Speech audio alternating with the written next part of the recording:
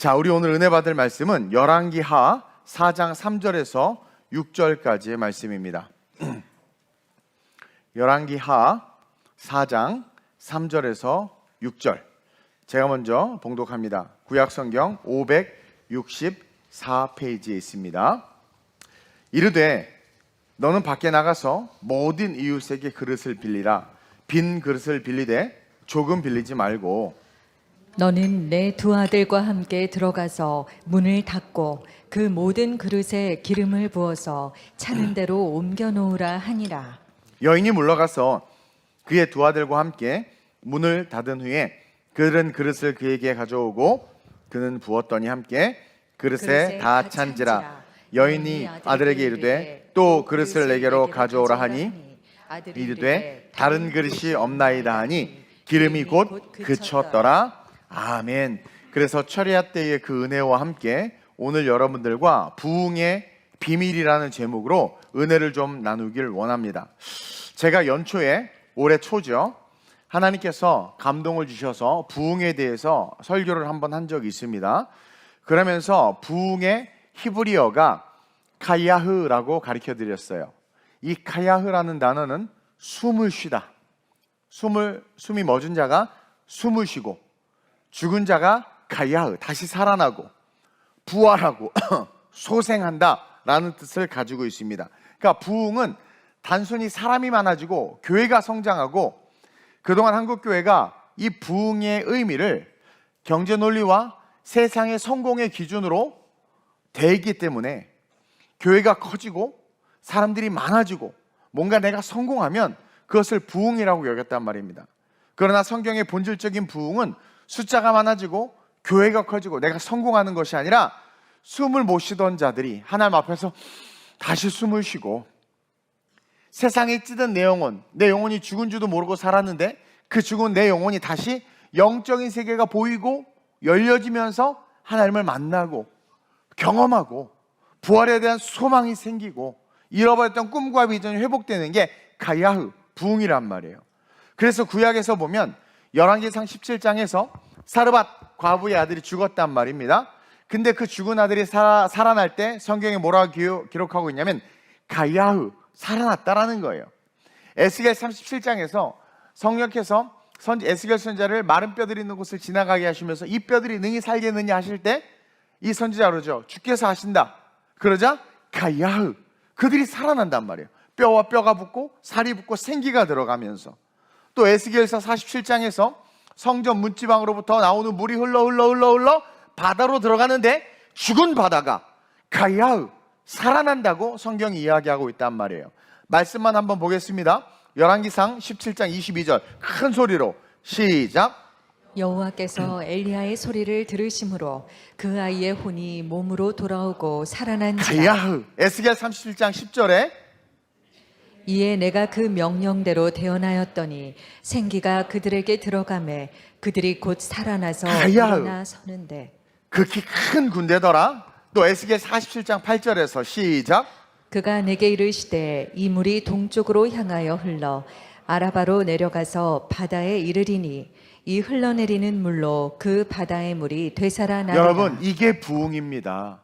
이처럼 부흥은 단순하게 교회와 우리의 가정, 하나님의 나라, 그리고 그 어떤 우리가 원하고 바라는 것들이 이루어지는 수준이 아니라 개인의 삶에서부터 시작해서 공동체, 그리고 복음을 전하면서 살아가는 삶의 모든 영역 속에서 역사하는 단어가 이 부흥이라는 단어예요. 그래서 올바른 부흥은 내 삶에 내 뜻이 아닌 아버지의 뜻이 이루어지는 것이 부흥입니다.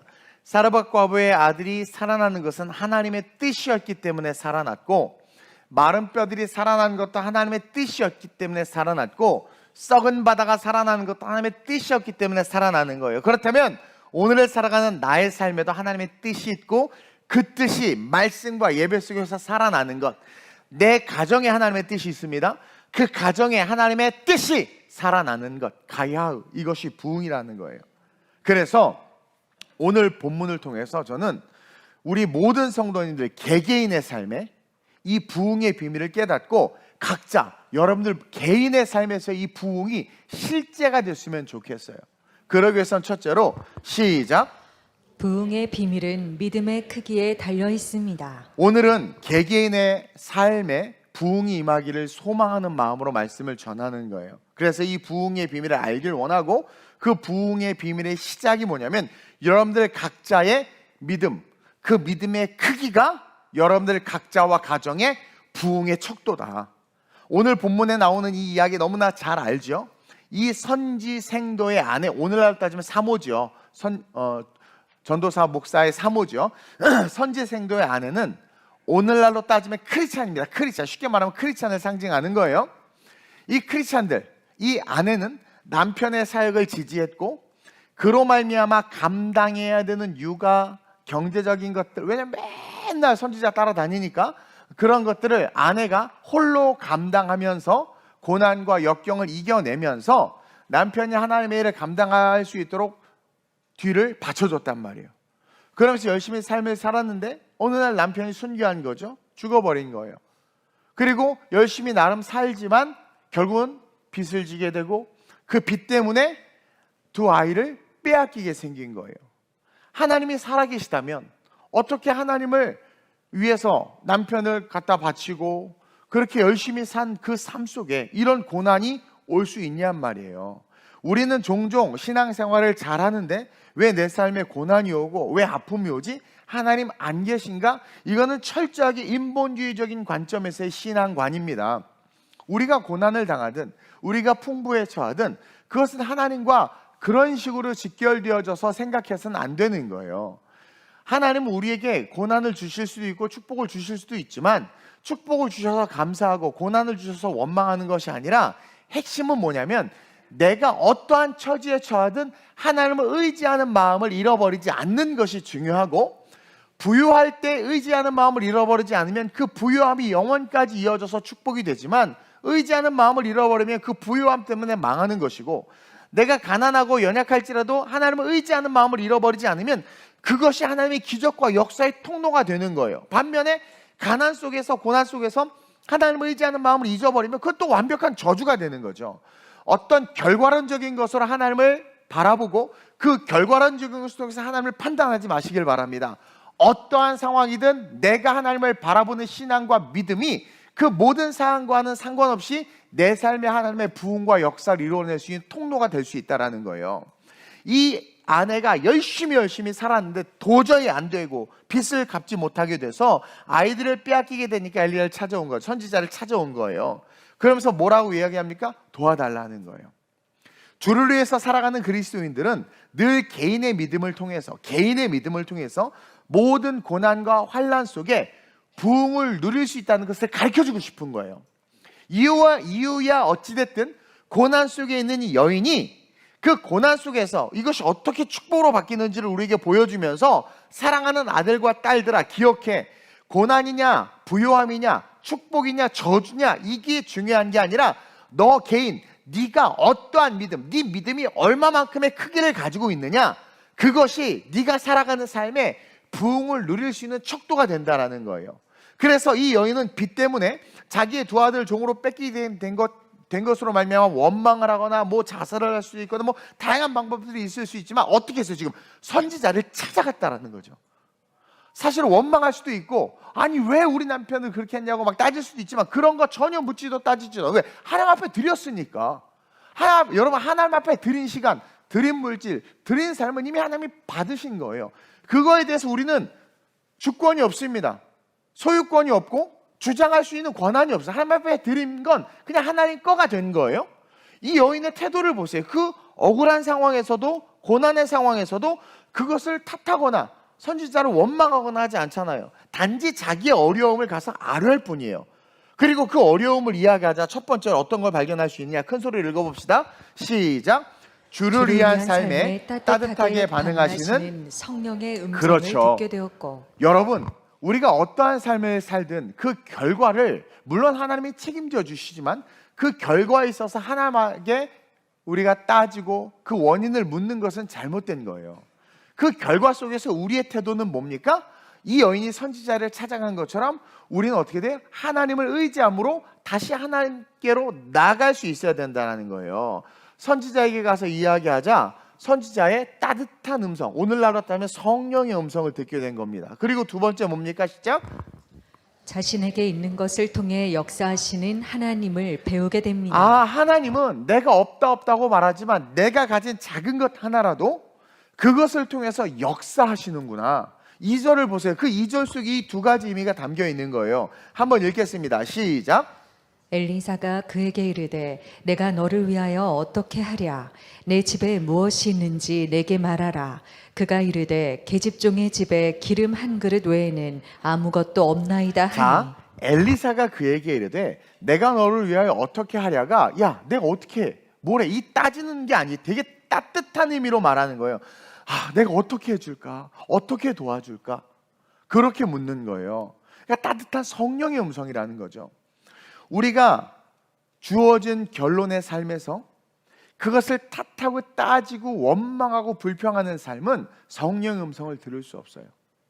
어찌됐든 내 실수든 상황과 환경이든 나라가 망했든, 그래서 내가 고난 속에 있든, 그 고난 속에서 우리가 부흥의 비밀을 배우고 그 부흥을 누리기 위해서 개개인이 그 부흥의 비밀을 누리고 그 부흥의 축복을 누리기 위해서는 다시 누구에게로 가야 되는 거예요? 결론과 상관없이 하나님에게로 가야 되는 거예요.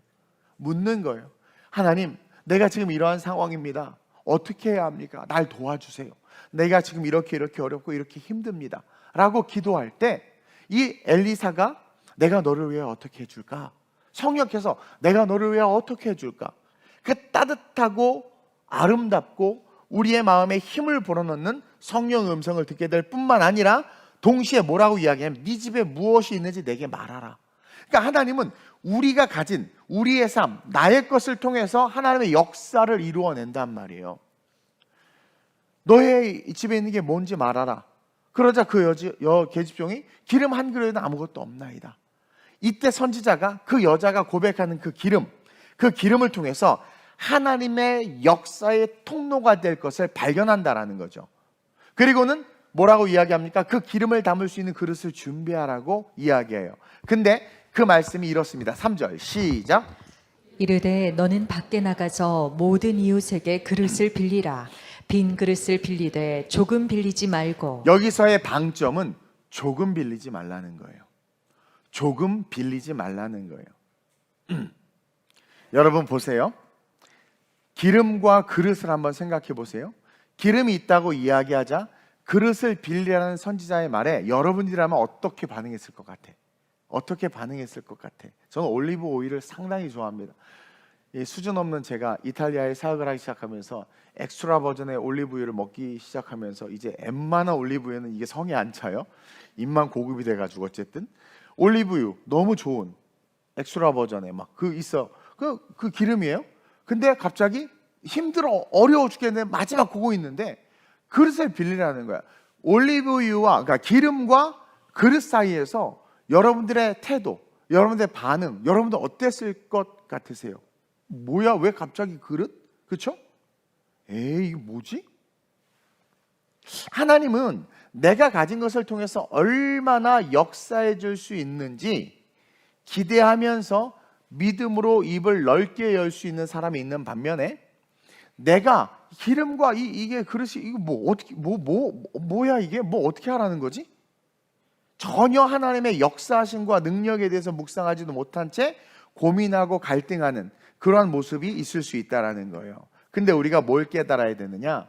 너가 가진 게 뭐냐? 기름 조금 있습니다. 그럼 그릇을 빌려라 할 때 우리는 우리가 가진 것을 통해서 놀라운 역사, 없는 것을 있는 것처럼 부르시고 죽은 자를 살리시는 그 하나님께서 이 작은 것을 통해서도 크게 역사하실 것을 믿고 기대하는 믿음이 우리 안에 있어야 된다는 거죠. 그게 부흥의 비결인 거예요. 다시 말하면 그릇을 많이 빌리라고 말하는 것은 우리의 형편과 상관없이 네가 가진 것과 상관없이 너는 믿음을 크게 해야 된다. 개개인의 삶에 하나님의 부흥의 비밀과 그 축복을 누리기 위해선 너의 컨텍스트와 상관없이 네 안에 큰 믿음, 그릇을 많이 빌릴 수 있는 정말 큰 믿음.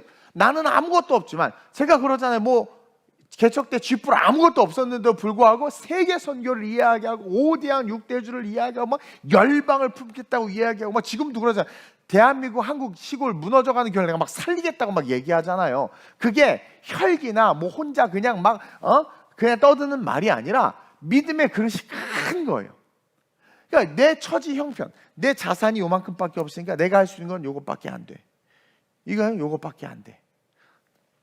우리 신생아 대출 그거 되게 좋잖아요. 그래서 내가 우리 윤지한 전사님한테 집을 얻으라고 그랬단 말이에요. 근데 아무리 그 대출이 좋아도 그 필요한 돈이 또 있고 원금과 이자를 갚아야 되니까 이게 사례비로 감당이 안 되는 거죠. 사실 인간적으로는 걱정이 되는데 내가 야 그냥 해, 일단 해, 안 되면 내가 책임질게 그랬어요. 여러분, 이게 뭐냐면 하나님께서 역사해 주실 것에 대한 믿음이 있으면 무턱대고 하는 것이 아니라, 아니 주의 종이고 아이도 낳고 가정을 이루어야 하고 또 선교사로 갔다 와야 되는데, 여러분 대한민국의 집값은 떨어지지는 않습니다. 이 조그만 코딱지만한 곳에서 또 특별히 이 동백은 많이 오르지도 않아요. 그렇죠? 네, 이게 참 아이러니한데 어쨌든 또 재밌는 건 그럼에도 불구하고 이 동백을 떠나지 않는 여러분들 스고이. 어쨌든 여러분들 우리 교회도 지금 이렇게 뭐 규모가 그래도 저는 큰 교회라고 생각을 해요. 여러분 한 사람 사람이 그레이트 하니까 이 환경, 우리의 예산이나 처지나 형편 때문에 우리의 어떤 사역이나 하나님의 일들에 제한을 두지 않아요. 여러분들 알 거예요. 제가 제한을 두진 않아요. 그냥 믿음으로 선포하고 가는 거예요. 그러니까 욕심으로 들어오는 것들은 제 스스로가 제한을 걸거나 아닌 것 같아라고 이렇게 좀 주저하지만, 믿음이 오면 무조건 내질릅니다. 그러니까 하나님이 우리에게 원하는 건 그거예요. 네 형편이 어떠하든. 그러니까 이 여인이 남편을 엘리사에게 보내놓고 그냥 자녀들을 키우면서 혼자 집안일을 감당한 살림을 했단 말이에요. 지나간 건 지나간 거예요. 그리고 지금 주어진 환경 속에서 하나님을 향한 믿음이 있으니까 그 믿음을 가지고 지금 이 선지자에게 나온 거란 말이에요. 이것은 오늘날 우리가 열심히 인생을 살지만 그 삶의 결론이 여러 모양일 수 있어요. 그러나 그 오늘, 우리에게 항상 있는 그 오늘은, 그 오늘의 삶의 자리에서 내가 가진 것과 함께 우리의 믿음은 항상 전능하신 하나님을 향해서 크게 열려 있어야 된다는 거예요. 난 제일 어리석은 부모가 자기 자식이 좀 뻘짓할 수 있지, 근데 그 자식 보고 아이고 저거 어디다 쓰나, 그게 부모인가? 그런 말 하지 마세요.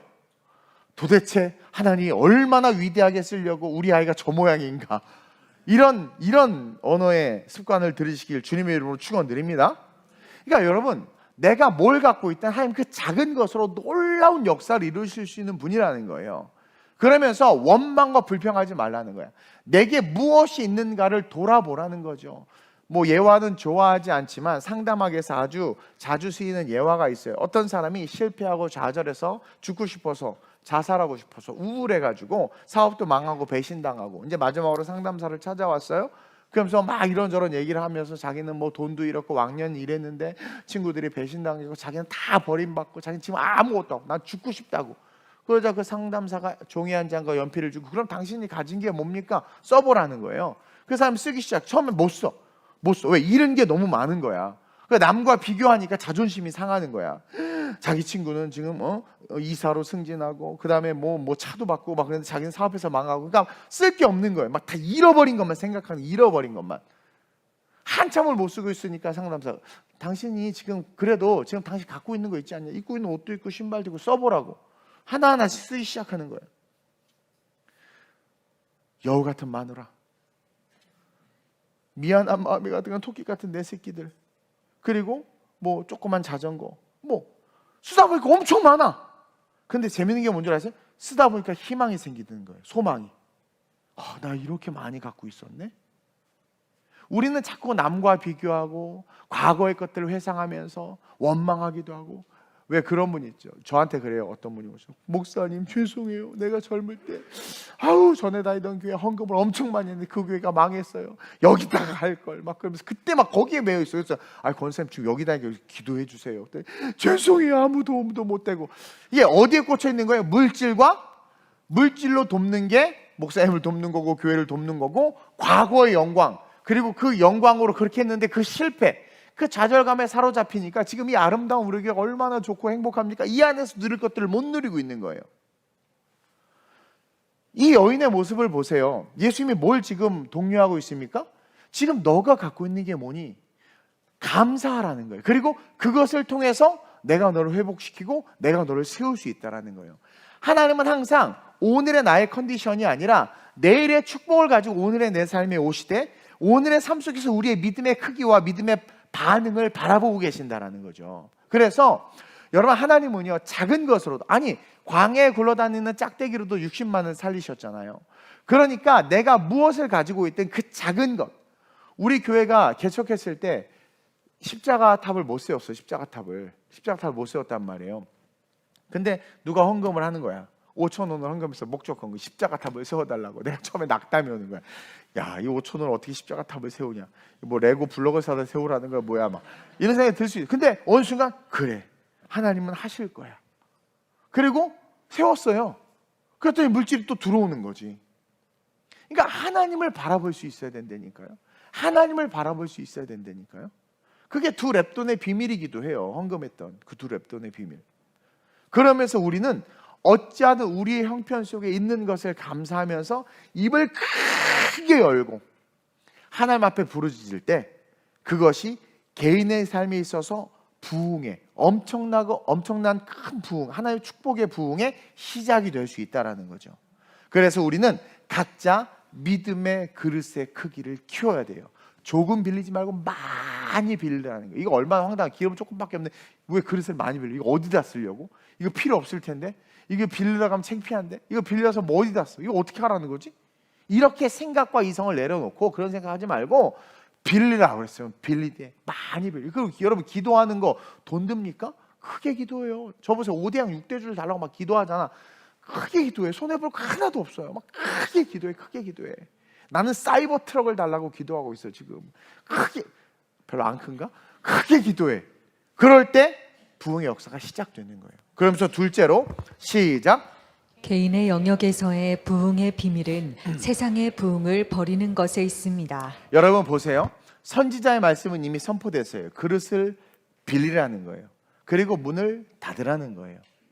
말씀대로 믿음대로 큰 믿음으로 구하고 바라고 나서 그릇을 엄청 빌리고 나서 뭐예요? 세상의 문을 닫으라는 거야. 여러분, 세상의 문을 닫는다는 것은 세상의 방법과 세상에 대한 어떤 기대, 자기가 세상에서 겪었던 어떤 경험, 세상을 통한 해결 방법. 우리는 누구나 인생에 위기나 어려움이 있을 수 있는데 그 위기와 어려움에서 하나님의 가야흐, 그 부흥, 그 살아나는 부흥을 누리기 위해선 뒷문을 닫아야 된다는 거예요. 크게 기도하고 부르짖되 벌써 머릿속으로는 세상 방법, 과거 했던 경험, 이렇게 해볼까 저렇게 해볼까 막 이게 돌아가죠. 그래서 아무 일도 안 일어나는 거예요. 하나님이 멈춰 계시는 거예요. 내 경험, 세상의 방법들 다 내려놓고 은밀한 중에 계시는 하나님과의 깊은 교제를 통해 하나님의 방법으로 문제가 해결되고 내 삶에 하나님의 방법으로 부흥이 일어날 것에 대한 기대를 가지고 행하라는 거죠. 생각해 보세요. 작은 병에 기름이 조금 있어요. 이것을 빌려온 큰 그릇에 붓기 시작합니다. 여러분 어떨 것 같으세요? 처음 부을 때 어떨 것 같으세요? 이게 뭐지? 과연 어떤 일이랄지 상상도 못. 근데 그냥 붓는 거야. 아무 생각 없이 붓는 거야. 이건 이성과 과학과 상식에도 맞지 않잖아요. 근데 문을 닫고, 그러니까 문을 열어둔다는 건 뭐냐면 영적으로 세상의 생각과 관념과 어떤 의식을 갖는다라는 거예요. 여러분 믿음 그거 아니에요. 철야 때 엊그저께 금요일 날 그냥 그렇게 간절하게 부르지, 그냥 주님만 부르짖으라고 하니까 정말 진짜 에이 그래 한번 해봐야지 하고 막 부르짖죠. 제가요 한 3년 4년 기도하라고 했던 자매가 있어. 죽어도 기도 안 해. 근데 어제 기도하러 때 12시간에 딱 기도했다가 사진 찍어서 보내고 도망가더라고. 처음 그렇게 길게 기도해봤대. 3년을 얘기했는데 처음 그렇게 길게 12시간 기도해봤대. 그러니까 우리는요, 왜? 이성의 생각이 있으니까 항상 안 되는 거야. 기도하다가 기도한다고 되겠어? 이만큼 기도했어? 많이 기도했어? 관절염 걸릴 수도 있는데 막 별 생각. 힘들어 죽겠다면서. 사업이 어렵다면서. 그 무쿠 사장님 아들이 저랑 같이 신대원에서 신학 공부를 했는데 지금도 교제하고 있어요. 목사님인데 쫄딱 망했잖아요. 그 망해가지고 어려울 때 기도원에 올라간 거야. 너무 간절하니까. 그래서 막 정말 전심을 다해서 기도했는데 놀라운 방법으로 이 풀려지면서 그 무쿠가 회생된 그게 있어요. 그 스토리를 제가 들은 적이 있어요. 근데 오늘날 우리는 간절하지 않은 거야. 그러니까 인간적인 방법으로 계속 어떻게 사업을 할까, 어떻게 은행에서 대출을 받을까, 어떻게 빌릴까, 이것만 하지 정말 신앙이 있다고 하면서 하나님의 역사에 대한 기대가 없는 거예요. 그래가지고 그분 사장직 때려치고 목사 됐잖아요. 지금 우리 교단. 네. 다음 세대에서 같이 교제해요. 가장 가치 있는 일을 하고 있는 거예요. CEO가 아니라 목사가 된 거 보세요. 그러니까 전적인 하나님에 대한 신앙이 있다면 어떻게 해야 되는 거예요? 간절하게 의지해야 되는 거예요. 세상의 방법 다 내려놓고. 그게 문을 닫으라는 거예요. 그리고 여러분, 문이 열려 있으면 선지자가 쳐다보거나 또 사람들이 쳐다보시고 이거 미친 짓 한다고 생각할 수 있지 않겠어요?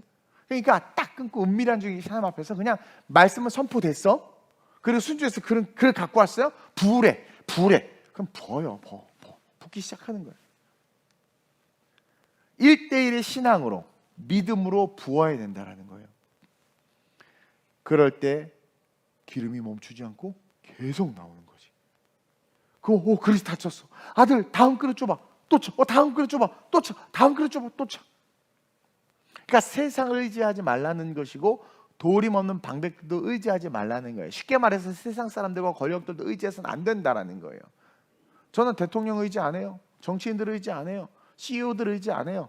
그리고 저 끌어준다는 거 의지 안 해요. 옛날에는 그거 좀 의지하고 쫓아갔다가 뒤통수 많이 맞아봤어. 여러분, 도림 없는 방백들 의지할 필요 없어요. 뭐 세상 권력자들 의지할 필요 없는 거예요. 성경은요 명확하게 기록하고 있습니다. 그들은 너희를 도울 힘이 없어. 아니, 왜 도울 힘이 없어? 권력자들이, 돈 많은 사람, 힘 있는 사람, 왜 도울 힘이 없어? 나 돈 빌려주고, 나 직장에 꽂아주고 도와줄 수 있잖아요. 근데 성경은 분명히 말해, 그들은 너희를 도울 수 없다. 그 너희가 누구예요? In Christ, 주님 안에 있는 자들은 세상 사람 따위가 도울 수 있는 존재가 아니라는 거예요. 근데 우리는 그리스도인이면서도 그들이 우리를 도와주길 바란다라는 거죠. 근데 그것은 도움이 아니라는 거야. 내가 낙하산으로 꽂히든 갑자기 그냥 그분이 뭐 몇 억을 주든 그건 도움을 받는 게 아니고, 그 사람이 날 도와주는 게 아니라 날 망하게 하는 거란 말입니다. 그거는 도움이 아니라는 거예요. 세상 사람들은요, 여러분 그거 아세요? 절대 하나님의 사람들을 돕지 않아요. 동시에 그들이 돕는다고 말하는 그 도움은 다 썩어질 것을 위한 도움이기 때문에 같이 썩어버립니다. 결국은 사람의 종이 돼버려요. 그리스도인이 사람의 종이 돼버린다니까요. 돈의 종이 돼버린다니까요. 힘 있고 돈 있는 사람이 나를 도와준다고 해서 감사해 하고 끌려가기 시작하고 그 순간 하나님 없어져요. 사람의 종이 돼버린다니까요. 절대로 우리를 못 도와요. 우리를 도우실 수 있는 분, 인크라이스트, 그리스도인들은 누가 도울 수 있느냐? 하나님만이 도울 수 있단 말이에요. 그들의 도움은 하나님의 나라와 영광과는 상관이 없어. 시편 146편 3절에 정확하게 기록되어 있습니다. 시작. 방백들을 의지하지 말며 도우림이 없는 인생도 의지하지 말지니. 우리 그리스도인들에게 주신 말씀이에요. 방백들을 의지하지 마. 도우림이 없는 인생도 의지하지 마. 왜 도우림이 없습니까? 그들은 그리스도인, 너를 도울 힘이 없어. 세상은 막 교회들 중에서 목사님들 막 정치인들하고 연결된 분들 있더라고요. 사실 저도 이번에 그분들 어쩔 수 없이 선배님이 불러서 가서 같이 이렇게 만났는데 보니까 뭐 친구다 동생이다 하면서 막 다음 대선에 나올 사람이다 막 하면서 막 인사했는데, 도울 것 같죠? 교회 도와줄 것 같죠? 끌어줄 것 같죠? 아니요. 저는 절대로 안 그렇습니다. 의지하지도 않아요. 여러분, 제가 사람 의지하는 거 봤습니까? 돈 많은 사람한테 가서 막 이러는 거 봤어요?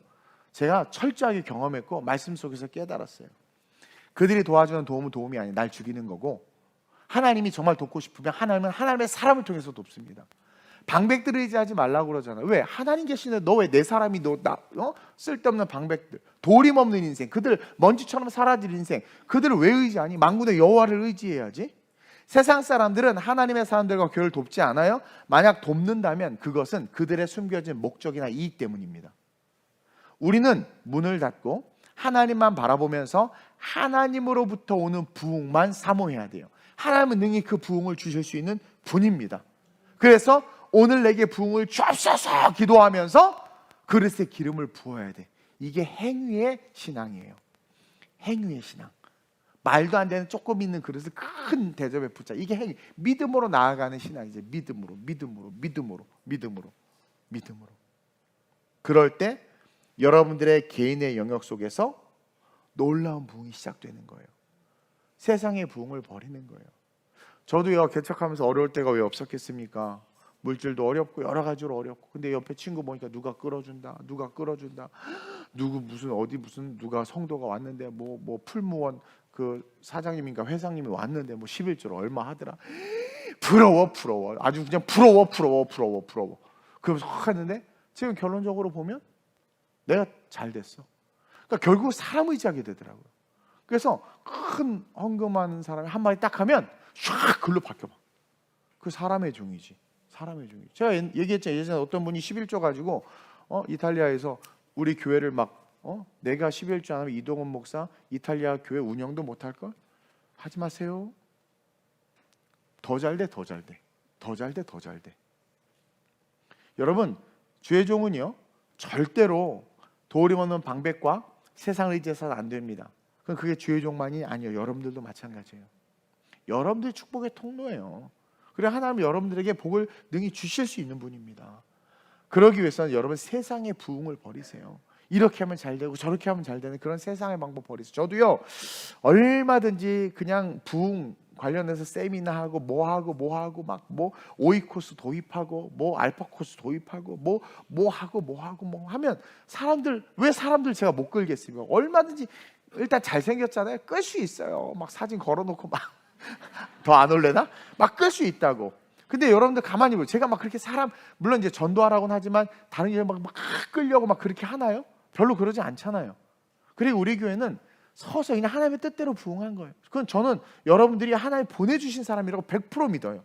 네. 그래서 떠나가는 사람도 굳이 잡지 않는 이유가 내가 사람의 종이 아니고 하나님의 종인데 뭐 떠나면 그러니까 권면은 하지만 막 어떤 분은 막 쫓아가서 막 아파트 문 잡고 막 바지끄레기 잡고 막 이렇게 한대 막 특히 11조 많이 하는 성도 나가면 막 난리가 난다는 거예요. 여러분은 그런 주의 종 밑에서 말씀을 먹고 싶습니까? 여러분 하나님은요 세상의 문을 닫고 하나님만 보는 자들을 절대로 버리지 않아요. 우리가 이 부흥의 개념이 세속화돼서 숫자가 많아지고 물질이 많아지고 성공하고 좋은 아파트 좋은 차 타면 그게 부흥이고서 성공인 줄 아는데 아니라는 거죠. 성경 뭐 어디 그런 게 있어요. 하나님만 바라볼 때 찐 부흥이 있는 겁니다. 그래서 이 부흥이 어디랑 연결되냐면 영원과 연결돼요. 그래서 이 땅에서는 비록 남루할지 모르지만 그들에게 뭐가 있다고 그래요? 성경이 하늘에 상급이 있다고 그러잖아요. 근데 오늘날 그 믿음의 순종을 하지 못하게 하려고 상급론이 없다고 말한단 말이에요. 목사들이 문을 닫고 말도 안 되는 짓을 합시다. 우리 문을 닫고 믿기 때문에 행동하는 그 행동을 한번 해봅시다. 그럴 때 여러분들의 개인의 삶에 놀라운 부흥이 시작되는 겁니다. 그러면서 마지막으로 시작. 절대 순종이 절대 부흥이라는 사실입니다. 자, 아까도 이야기했듯이 선진의 말씀이 선포되었습니다. 그리고 순종해서 그릇을 빌렸어. 이제 부어야 돼. 근데 오늘날 많은 사람들은요 그릇까지는 빌립니다. 왜? 그럼 빌릴 수 있으니까 인간적인 영역으로 할 수 있는. 근데 기름을 붓는 게 사실 어려운 거예요. 여기 기름을 붓는 게 어려운 거예요. 우리의 순종은요 때로는 부분적인 제한적인 순종일 때가 많다라는 거죠. 순종은 하는데 항상 마지노선이 있어요. 여기까지 제한적인 순종. 그리고 내 이성과 내 마음이 동의하는 수준까지만 항상 우리는 순종해요. 그래서 기도하라고 해도 안 하는 거예요. 그 하는 척 요 정도 했으면 됐어 하고 가는 거죠. 변화되고 싶대 삶이. 그럼 변화될 때까지 간절하게 기도해야 되잖아요. 그렇죠? 저는 늦게 신학을 해가지고 신학적인 다른 애들보다 늦게 시작했으니까 더 열심히 공부해야 되고 어려움이 많아가지고 기도굴에 들어가서 맨날 어떻게 기도했냐면 정말 간절하게 나 멍청하기 때문에 하나님 지혜를 주셔야 된다고 내가 어떻게 하나님의 학문을 어떻게 깨달을 수 있냐 맨 진짜 간절하게 기도했어요. 그리고 기도한 만큼 또 늦게까지 열심히 공부하고 그래서 편입해서 가자마자 1등 했잖아요. 근데 그게 제 힘으로 한 게 아니에요. 그러니까 이 정도만 하면 돼, 이렇게 이 정도만 하면 돼, 대충 하면 돼가 아니라 정말 하나님 앞에서 코람데오 1대1로 서 있는 마음을 가지고 정말 최선을 다하는 거예요. 왜? 그러니까 변화가 일어나고 지혜와 지식이 늘어나고 되는 거예요. 그러니까 오늘 젊은이들 보면 좋은 직장 가고 싶어요. 내 악한 습관이 끊어지고 싶어요. 정말 저 진짜 제대로 하고 싶어요 말하면 그 하고 싶은 마음이 신앙의 모습으로 드러나야 되는데 아니라니까요. 비 오면 비 와서 교회 하나, 무릎 아파서 무릎 안 꿇어, 목사님이 설교가 은혜가 안 돼서 기도할 맛이 안 나. 이게 뭐냔 말이에요. 그래 놓고는 복 달라고. 그러니까 부흥이 안 일어나는 거지. 부흥이 안 일어나는 거지. 제한적 순종, 부분적 순종은 아무런 역사도 일어나지 않아요. 오히려 순종한 것 때문에 화딱지나, 그를 빌려온 것 때문에 화딱지나. 순종, 그러니까 적당히 해놓고는 응답도 없고 부흥이 안 일어나니까 승질 나는 거야. 헌금 돌려달라 이거야. 아우, 이걸 내가 그냥 가톨릭에서 했으면, 불교 가서 했으면 윤회사상으로 모기로 태어날 수 있는데 막 그러면서 막.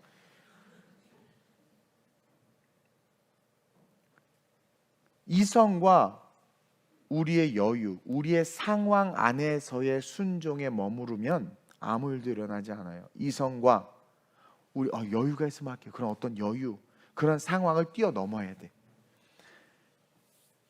순종을 머뭇대기 시작하는 그 순간 결국 마귀가 우리의 생각과 고민 속의 역사에서 순종을 포기하게 만들어요. 그래서 그 순간과 상황을 뛰어넘는 노력이 필요한 거예요. 그럴 때 창조자 하나님을 우리는 만나게 됩니다. 여러분, 가정에서, 직장에서, 관계 속에서, 제가 이제 IT를 공부하다가 하이텔 시대였는데 이제 월드 와이드 웹이라는 그런 그 인터넷 네트워크망이 확장되면서 인터넷이라는 게 이제 만들어지기 시작하는 그 시점이었어요. 네. 근데 저는 이제 이쪽에서 나름 열심히 하고 있었는데 이 상황이 바뀌는 거예요. 바뀌는 상황 속에서 이걸 좀 도전해봐야 되겠다. 근데 아무것도 몰라. 책도 없어. 우리나라에 책도 안 들었고 아무것도 몰라. 근데 마음속에 하나님, 그때 제가 되게 뜨거웠거든요. 하나님, 나 새로운 시대에서 새로운 영역에서 지도자가 되고 싶다고. 그리고 기도하고 진짜 맨 땅에 가서 혼자 공부한 거예요. 그랬더니 하나님께서요, 진짜 그런 마음으로, 간절한 마음으로 한계를 뛰어넘으니까 역사가 일어나가지고 그 초창기 때 확 하나님께 저를 세워주시는 은혜가 있었거든요. 여러분, 부흥은요, 머뭇대고 그냥 내 형편과 상황에 맞는 안에 그 상황 환경 속에서 순종하는 것은 부흥과 전혀 상관이 없어요. 아구까지 물을 채워서 떠서 갖다 줘야 돼. 물을 떠서 연회장에 갖다 줘야 돼. 종이. 이게 말이 됩니까? 근데 그 행위, 한계를 뛰어넘어야 돼요. 이성을 뛰어넘어야 돼요. 그 순간 표도주로 바뀌었다니까요. 그 순간 우리는 이걸 또 적포주주라고 생각하는데 화이트 와인이었어. 화이트 와인. 아니 뭐 갖다 주셔서 벌써 놀랐을 거예요. 이거 빨간색. 근데 너는 뭐야? 미안해, 와인을 안 먹어봐서. 화이트 와인이 하얀색 아니에요? 몰라요? 어쨌든 그 행위가 있냔 말이에요. 저는 여러분들이 가정에서, 직장에서, 또 여러분들의 모든 관계 속에서 진짜 리얼 부흥이 임했으면 좋겠어요. 오늘 한국교회는 교회의 부흥만을 자꾸 강조하는데 저는 여러분들의 인디비주얼한 영역 속에서의 부흥이 있었으면 좋겠습니다. 여러분, 개개인들의 삶의 부흥을 꿈꿨으면 좋겠어요. 가정에 어려움이 있습니까? 가정의 부흥을 꿈꿔보세요. 그런 친구들이 있더라고요. 자기 자신이 싫어서 못 견디는 친구들이 있더라고요. 자기의 성격이나 자기 어떤 성향들. 근데 싫은데 계속 갖고 있어. 나 같은 벽에 머리를 박고 죽든 나를 바꾸든 하겠어. 내가 마음에 안 드는 나의 모습으로 서 있다면, 그리고 해도 안 돼? 근데 하나님은 하실 수 있단 말이에요. 그러면 그 하나님께서 나를 바꾸실 수 있도록, 내 삶에 가야흐, 그 부흥이 일어날 수 있도록 나를 하나님 앞에 내어 드려야죠. 그런 부흥을 꿈꿨으면 좋겠어요. 직장에서 내 능력의 한계 속에서 난 이것밖에 못하나 봐, 이게 아니라 나는 능력이 10밖에 안 되는데 100을 하고 싶어. 그러면 10밖에 안 되는 내가 그 100을 할 수 있다는 믿음으로 말미암아 하나님 내 삶에 부흥을 달라고. 그럴 때 선지자가 이야기하죠. 너 가진 게 뭐냐? 성령 우리에게 끊임없이 말씀한단 말이야, 설교를 통해. 그러면 그때 저 이거 있습니다, 저 이렇게 하기를 원합니다, 그 음성을 듣고 달려나가야 된단 말이에요. 그렇게 큰 부흥을 꿈꾸는 아름다운 우리의 모든 성도들이었으면 좋겠어요. 개인의 삶의 영역에서 축복의 그릇들을 준비합시다. 이건 뭐예요? 선지자의 말이에요. 성령의 음성에 행하는 거예요. 뭘 하라든 그냥 하세요. 그리고 그 하는 것 가운데 세상의 문을 닫고 은밀한 중에 계시는 하나님과의 그 깊은 교제를 통해서 하나님의 방법에 순종함으로 하나님께 주신 그 부흥의 축복을 누리는 저 여러분들이 됐으면 좋겠습니다. 이제 필요한 것은 뭐냐면 절대 순종이에요. 그것이 절대 부흥으로 이어지는 겁니다. 여러분, 절대 순종이 절대 부흥으로 이어져요. 어정쩡한 순종은 원망과 불평으로 귀결됩니다. 그릇을 준비한 만큼 딱 기름이 차고 멈췄잖아요. 입을 연 만큼 채워지는 거예요. 내 입을 날게 열라 내가 채우리라. 입을 연 만큼 채워지는 거예요.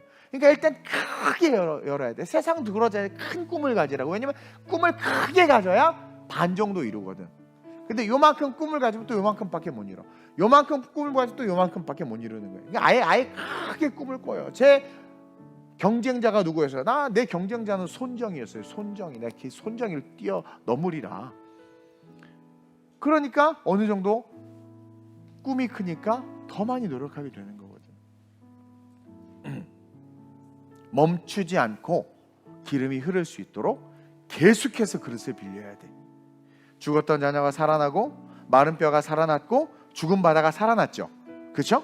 그것처럼 여러분들 죽었던 자녀가 살아난 것, 개인의 영역에서의 부흥이 마른 뼈가 살아남과 같이 교회와 이 기독교의 부흥으로, 그리고 이 기독교의 부흥이 죽은 바다의 모든 생물을 살림과 같이 세상을 살리는 부흥으로 이어져야 돼요. 그러니까 우리가 부흥해야 돼. 개개인이 부흥하고 개개인이 복을 받아야 돼요. 그래서 저는 여러분들 오늘 이 말씀처럼 정말 하나님 앞에서 입을 넓게 열고 순종함으로 말미암아 부흥을 받고 그 부흥을 통해서 지역과 나라와 교회와 열방을 살리는 그러한 성도들이 됐으면 좋겠습니다. 우리 부흥합시다. 우리 없잖아요. 부흥합시다. 각자 순종의 제사를 통해서 부흥하는 자들이 되시길 주님의 이름으로 축원드립니다. 오늘 이 말씀을 놓고 함께 합심으로 전심으로 기도하는데, 하나님, 부흥의 비밀을 알았습니다. 하나님, 오늘 이 말씀처럼 내가 부흥의 비밀이 믿음의 크기에 있다고 오늘 배웠는데 내 믿음을 크게 하게 하여 주옵소서. 내 믿음이 커지게 하여 주옵소서. 나이 이런 거 다 제약, 환경 다 끊어버리고 큰 부흥을 갖게 하여 주옵소서. 그리고 정말 내 삶의 부흥이 임하기 위해서는 세상의 부흥을 버려야 합니다. 세상의 생각과 경험과 이성을 다 내려놓고 하나님의 전능하심만을 바라보며 그 전능하신 하나님이 주시는 부흥을 꿈꾸게 하여 주옵소서. 그리고 그 키포인트가 절대 순종인 줄 믿음으로 깨달았사오니 어떤 말씀을 하시든 순종하게 하셔서, 그릇을 빌리라고 하면 그릇을 빌리고 문을 닫으라고 하면 문을 닫고 순종하게 하셔서, 기도하라고 하면 기도하고 선교가라고 하면 선교가고 순종하라고 하셔서 그 순종을 통해서 개개인의 영역에 절대 부흥이 임할 수 있도록 하나님 나를 붙잡아 달라고, 내 삶의 부흥을 달라고, 가야흐 하나님의 그 살아남과 역사하심이 나타날 수 있게 해달라고 주님의 세 번 부르고 합심으로 전심으로 기도합니다. 주여 주여 주여. 할렐루야. 좋으신 아버지 하나님 감사합니다. 성령이여 임재하여 주옵소서. 임하여 주옵소서. 부흥의 비밀에 대해서 배웠습니다. 하나님, 아름다운 우리의 모든 성도들 각자가 부흥의 그 비밀을 깨닫고 그 부흥의 축복을 누리기를 원합니다. 하나님이 선지자의 아내가 선지자에게 외쳤습니다. 자기의 어려움을 이야기했습니다. 하나님, 우리의 삶에 우리의 모든 어려움들을 도리 없는 방백들에게 외치고 말하는 것이 아니라 전능하신 하나님에게 말하게 하여 주옵소서. 그리고 그 하나님이 어떠한 말씀을 하시든 그대로 순종하게 하여 주옵소서. 하나님, 우리 성도들 한 사람 한 사람이 부흥의 축복을 누리길 원합니다. 가야흐 하나님의 축복을 누리기를 원합니다. 그러기 위해선 하나님, 우리가 믿음의 크기를 크게 해야 될 줄로 믿습니다. 큰 믿음을 갖게 하여 주옵소서. 큰 믿음을 갖게 하여 주옵소서. 하나님, 저는 아름다운 우리 교회가 아주 크고 위대하게 부흥할 것에 대한 큰 믿음을 가지고 있습니다. 세속적 부흥이 아닙니다. 하나님, 제 개인의 삶에 그 부흥의 축복을 주옵소서. 목사로서의 부흥은 잘 먹고 잘 사는 것이 아니라 하나님의 교회가 부흥하는 것입니다. 우리 성도들 개개인의 부흥은 영혼이 잘 되고 범사가 잘 되고 자녀들이 복을 받는 겁니다. 그와 같은 복을 우리 모든 성도들에게 부어주시고 종에게도 부어주시고 순종하여 그릇을 많이 빌릴 수 있는 큰 믿음을 가지고 기도할 수 있는 우리 성도들 되게 하여 주옵소서. 그리고 하나님, 부흥은 하나님 세상의 문을 닫는 겁니다. 우리의 경험과 이성이 작동하면 기적과 능력은 사라집니다. 이들에게 먹을 것을 나눠주라고 했을 때 300데나리온이 필요하다라고 이야기했습니다. 하나님, 우리가 이성으로, 우리가 계산으로, 우리가 상식으로 접근하면 하나님의 역사는 일어나지 않습니다. 근데 어린아이의 도시락을 나눠주라고 하니까 기적이 일어나고 부흥이 일어났습니다. 부흥은 세상의 문을 닫을 때 나타납니다. 내 생각과 이성과 경험을 내려놓을 때 부흥은 시작되고, 부흥의 역사는 내 것이, 우리의 것이 됩니다. 세상 문을 닫게 하여 주옵소서. 그리고 절대 순종하게 하여 주옵소서. 절대 순종이 기적입니다. 우리는 제한적 순종, 한계를 정해놓고 우리가 할 수 있는 범위 안에서 우리의 기분과 감정대로 그냥 그만큼만 순종합니다. 그래서 역사와 기적이 일어나지 않은 겁니다. 절대 순종하게 하여 주옵소서. 절대 순종하게 하여 주옵소서. 끝까지 하나님 그릇에다 기름을 붓게 하여 주옵소서. 의심하지도 멈추지도 말게 하여 주옵소서. 다음 그릇으로 바꿀 때 기름이 안 나오면 어떡하나, 또 다른 그릇으로 바꿀 때 기름이 멈추면 어떡하나 염려하는 것이 아니라 그런 만큼 채워질 것을 믿기에 크게 기도하고, 기도한 것이 다 응답될 것을 믿고 응답될 때까지 계속 순종하는 우리 모든 성도들 돼서 마지막 시대의 개개인이 부흥을 체험한 부흥으로 영혼을 구원하며 전도하게 하시고, 우리 교회가 바다를 살림과 같이 열방을 살리는 교회 되게 하여 주시옵소서. 좋으신 아버지 하나님, 이 땅에 많은 사람들이 참 힘들게 살아갑니다. 덩달아 우리 그리스도인들도 힘들게 살아갑니다. 하나님, 그것은 하나님의 뜻이 아닙니다. 세상 사람들은 그렇다 치더라도 우리는 이 세상 한복판에서 주님과 함께하기 때문에 힘들게 살아가는 것이 아니라 기대하며 살아가야 되는 존재들입니다. 하나님, 부족한 점 우리 성도들 너무나도 사랑하고 축복하는 가운데 하나님께서 우리 성도 한 사람 한 사람에게 부흥을 주시기를 바라는 마음으로 종의 마음 가운데 주시는 감동대로 말씀을 전했습니다. 하나님, 우리 성도들 각자의 삶에 가야흐 놀라운 부흥이 일어나게 하여 주옵소서. 자녀들이 살아나게 하여 주옵소서. 마른 뼈가 살아남과 같이 가정이 살아나게 하여 주옵소서. 바다가 살아남과 같이 사업과 직장과 삶의 모든 영역들, 우리 성도들이 관계하는 모든 영역들이, 움직이는 그 모든 영역들이 살아나게 하여 주옵소서. 그러기 위해선 큰 믿음을 가져야 됩니다. 우리 성도들 자기의 학벌이나 물질이나 이성이나 나이나 경험의 제약과 제한 속에서 꿈꾸는 자들이 아니라 한계 너머의 꿈을 꿀 수 있는 그러한 자들 되게 하여 주옵소서. 자녀를 위해서 크게 기도하는 성도, 남편을 위해서 크게 기도하는 아내, 아내를 위해서 크게 기도하는 남편, 그런 하나님 기뻐하는 큰 믿음 가진 자들 되게 하여 주시옵소서. 그리고 세상 문을 닫고 세상과 구별되어져서 골방에 들어가 하나님이 내 큰 기도, 그 선포하고 믿음으로 외친 것들을 반드시 들어줄 줄을 믿고 하나님의 방법대로만 살아갈 수 있는, 하나님의 방법대로만 생각하고 그 길을 걸어갈 수 있는 그 부흥의 비밀을 누리게 해 주옵소서. 하나님, 끝까지 순종하는 것이 중요합니다. 우리가 정말 부흥하기를 원합니다. 우리 성도들 절대 순종하게 하여 주옵소서. 이성과 경험과 생각을 버리고 하나님 계속해서 기름을 붓는, 기대하기에 순종하는, 그릇과 그릇을 교체할 때 기름이 멈추면 어떡하나 염려하는 것이 아니라 준비된 그릇, 내가 기도했던 그 기도 제목들, 외쳤던 것 이루어질 때까지 계속 하나님은 역사하실 것이라는 것을 믿고 절대 순종함으로 개개인들이 부흥하고 그 부흥의 은혜를 누림으로 말미암아 그 부흥의 은혜가 확산되어져서 과부의 아들이 살아나고 마른 뼈들 집단이 살아나고 바다가 살아난 것 같이 우리 교회가, 우리 성도들 개개인의 부흥을 통하여 하나님 지역과 교회와 온 열방을 부흥시키는 데 쓰임받는 거룩한 부흥의 도구들, 부흥의 축복의 자녀들 되게 해 주옵소서. 감사함을 드리며 예수님의 이름으로 축복하며 기도드립니다. 아멘.